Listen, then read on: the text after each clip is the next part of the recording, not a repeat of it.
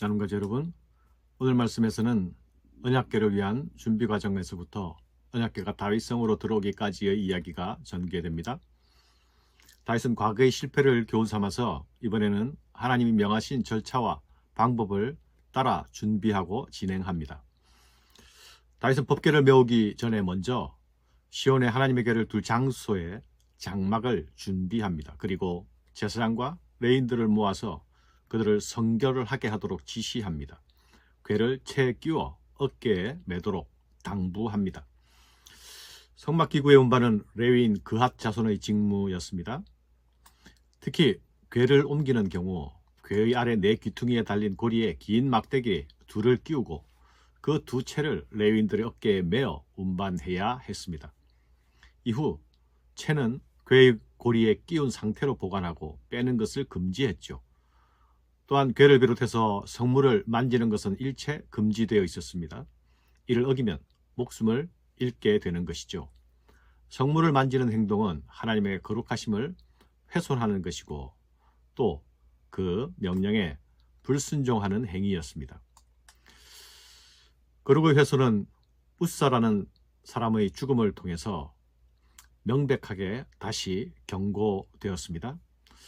전에는 너희가 매지 아니하였으므로 우리 하나님 여호와께서 우리를 찢으셨으니 이는 우리가 규례대로 그에게 구하지 아니하였음이라 하니, 다윗은 우사 사건을 하나님께서 우리를 찢으셨다라고 말하고 있죠.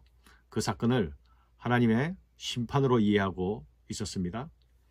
그리고 그 이유는 전에는 너희가 매지 않았다라고 말하므로 법궤를 매는 일이 레위인에게만 허락되었던 일임을 다시 확인합니다.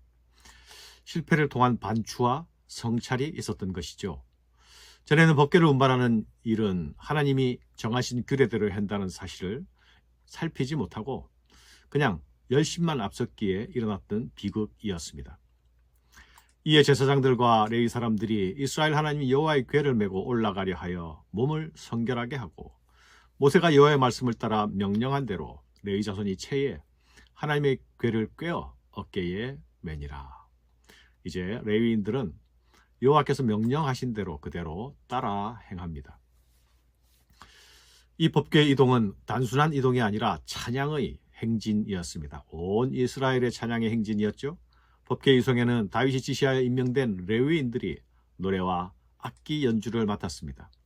해만과 같이 노래하는 자들이 있었는가 하면 아삽과 에단과 같이 재금을 연주하는 자, 또 비파와 수금을 연주하는 연주자들, 또 노래를 인도하는 자들이 있었습니다. 그리고 맨 앞에 제사장들은 궤 앞에서 나팔을 불었습니다. 이 찬양의 행렬은 앞에 선 제사장들을 필두로 노래와 악기들이 함께 어우러지는 기쁨의 찬양이 울려 퍼지는 거대한 행진이 되었습니다. 법궤를 앞세운 찬양의 행진은 그 자체로 하나의 예배였습니다. 다윗은 언약궤를 옮겨오는 과정에서 자신뿐만 아니라 온 백성이 함께 기뻐하도록 철저히 준비했죠. 음악과 찬양을 통해서 하나님께 영광을 돌리는 예배를 조직했습니다. 이를 위해 레위인들로 구성된 찬양대와 악기를 활용했습니다. 즐거운 소리를 크게 내라고 강조하고 있습니다. 언약궤를 옮기는 일은 온 이스라엘이 함께 해야 할 축제이자 예배라는 것을 강조한 것입니다. 사랑하는 여러분, 그것이 예배가 될 수 있었던 이유는 무엇입니까? 하나님의 임재가 약속된 언약궤가 그들 가운데 있었지요. 하나님의 임재를 사모하는 백성들이 그 거룩하신 하나님 앞에서 먼저 자신들을 성결하게 했습니다. 그리고 기쁨 가운데 하나님을 높이며 즐거워하고 있습니다. 이 일에 참여하는 자들은 제사장과 레위인뿐만이 아니었습니다. 이스라엘의 장로와 천부장과 온 이스라엘이 그분의 임재를 기뻐합니다. 예배는 예배 공동체 전체가 함께 기쁨에 참여하는 일입니다. 다윗이 모든 백성이 함께 기뻐하며 예배를 준비한 것처럼 교회 공동체는 함께 하나님을 높이고 기쁨으로 예배해야 합니다. 언약궤가 다윗성으로 들어올 때에 다윗과 온 백성은 즐거워하면서 하나님을 찬양했습니다. 언약궤를 즐겁게 메고 돌아오게 되자 하나님께 감사의 제사를 드립니다.